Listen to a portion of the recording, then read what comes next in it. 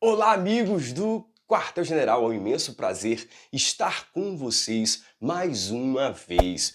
Hoje nós falaremos sobre o trabalho externo. Nós já falamos sobre o trabalho interno. Neste vídeo, nós falaremos sobre o trabalho externo. No próximo vídeo, nós falaremos sobre as súmulas, sobre a jurisprudência relacionada ao trabalho prisional, ok? Então, muito importante o próximo vídeo também. Fica esperto aí no nosso canal. Desde já, curta, comentem e compartilhem nossos vídeos. Nossos vídeos são bons para quem não tem condição de pagar um bom material e também para quem tem um material para fazer aquela revisada. Também importante aqui a gente pegar alguns bizus ferozes, né? Sou professor há 7 anos, sou servidor público federal e tenho um imenso prazer de estar aqui trazendo um pouquinho da experiência, do que eu posso trazer de forma esquematizada para você, com pouco tempo, você conseguir absorver muitas informações. Espero que eu esteja alcançando esse objetivo, ou melhor, que nós estejamos alcançando esse objetivo. Este objetivo que é memorizar mais facilmente as informações, ok? Então, nós temos aqui trabalho externo. Vamos começar aqui por esse lado, né? Eu sempre faço assim, esse círculo aqui, horário.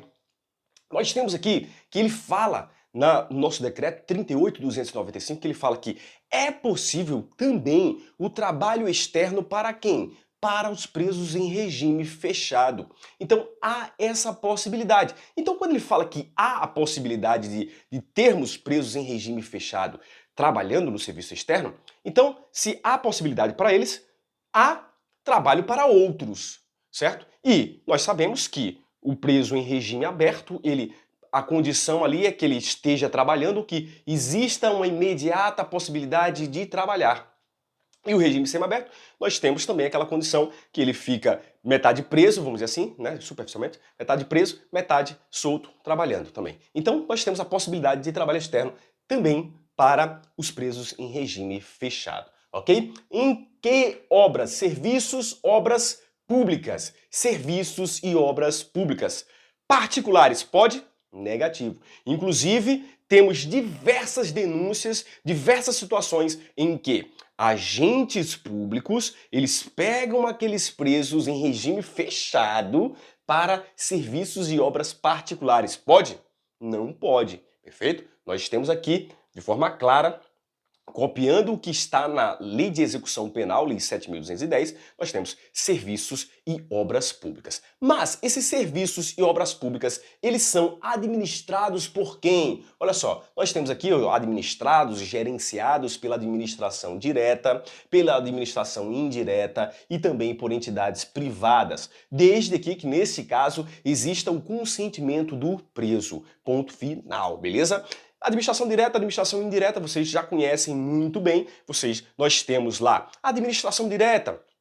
São aqueles órgãos vinculados às pessoas jurídicas. Quem são as pessoas jurídicas? União, estados, Distrito Federal e municípios. Perfeito? Tranquilo? A princípio, aí, bem superficial, o direito administrativo sendo trazido também. E aí, na administração indireta, nós temos aqui que a pessoa jurídica, o ente estatal, ele vai criar, autorizar a criação de uma nova pessoa jurídica, autarquias, empresas públicas, sociedades de economia mista e fundações públicas para exercer o quê? Um serviço de forma descentralizada, certo? Então, por isso, administração centralizada, administração descentralizada. Basicamente isso, tá? Só superficialmente aí, não vamos nos ater, não vamos nos alongar neste assunto, perfeito? Nós temos aqui entidades públicas, devendo ter o consentimento do preso, e é interessante que ele fala assim, devendo ter o consentimento do preso nessa situação. E nessas outras duas, ele não fala. Então, pressupõe-se de que não existe o consentimento nessas duas situações aqui, ou seja, para o preso trabalhar para o ente público, para a administração direta e indireta, não há necessidade de consentimento. Interessante isso. Mas não vai cobrar essas informações implícitas não, perfeito? Somente, então, a gente precisa memorizar. O trabalho externo é gerenciado, administrado pela administração direta, administração indireta e também pelas entidades privadas. Neste caso, exigindo o consentimento do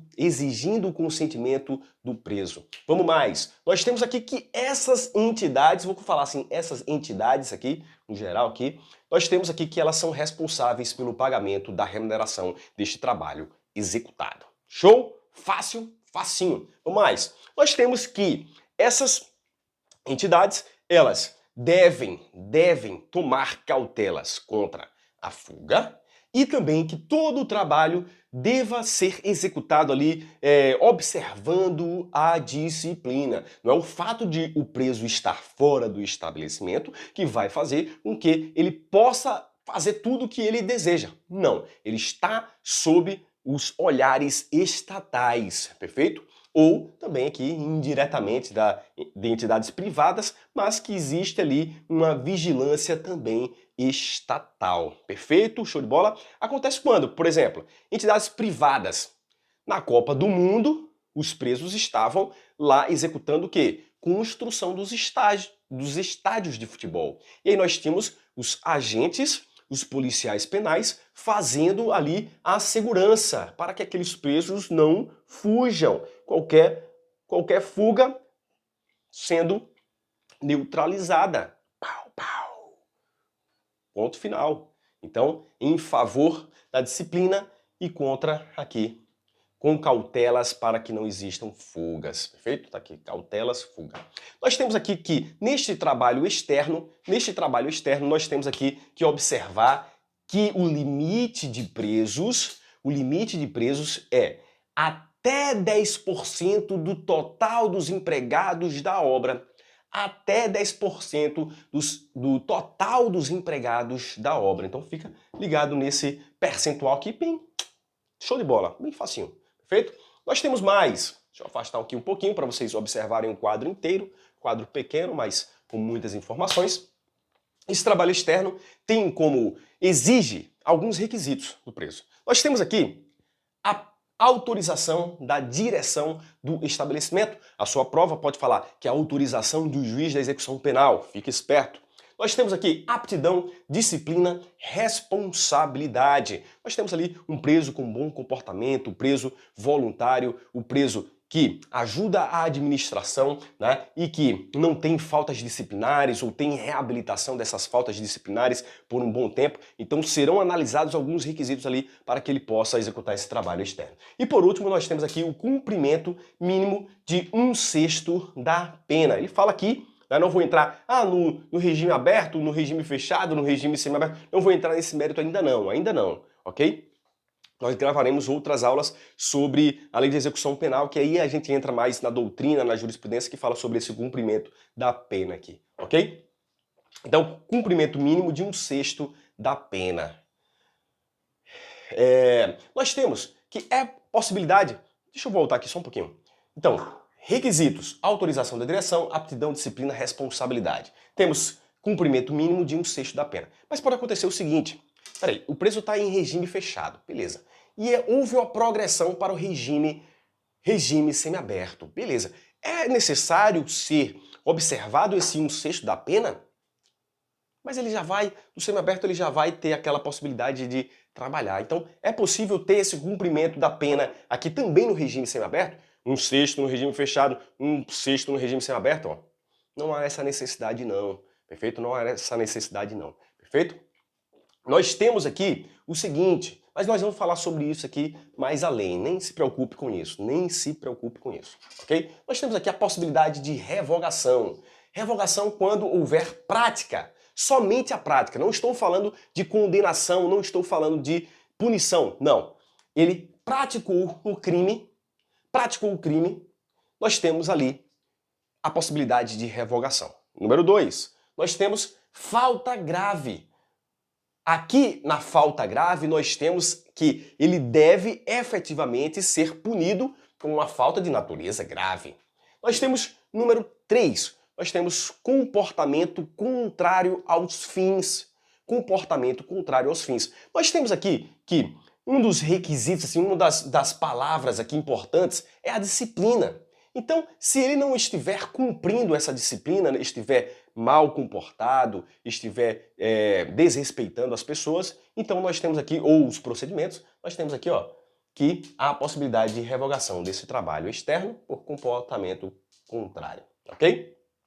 Aí, lá no nosso decreto 38.295, nós temos o seguinte, nós temos que os presos em regime semiaberto, eles podem executar os trabalhos externos, olha só, sem vigilância direta. Peraí, então se ele faz essa observação sem vigilância direta, quer dizer que no regime fechado nós temos a vigilância direta. Temos. Por isso que ele fala que devem ser observadas cautelas contra a fuga, ok? Então no regime semiaberto não tem sem necessidade de vigilância direta.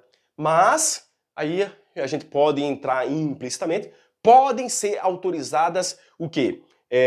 Vigilância indireta pode ser autorizada? Pode sim, sem problema algum, ok? Nós temos aqui que deve ser cumprido o estágio probatório de 30 dias, nós temos que deve ser observada a jornada de trabalho que está em um contrato, nós temos que ele deve retornar à unidade munidos de documentos hábeis, né, quando houver dispensa, e em falta justificada ele deve apresentar o documento hábil à autoridade competente. Então, fica ligado aqui nesses requisitos aqui do regime semiaberto. Vou falar para vocês, copia esse quadro bisurado para vocês acertarem todas as questões de trabalho externo. Perfeito? Copia, tire um print. Ok, pessoal? Então vimos o trabalho interno, vimos agora o trabalho externo, muito importantes as informações que foram trazidas aqui por nós, né? Anotem direitinho aí no caderno de vocês,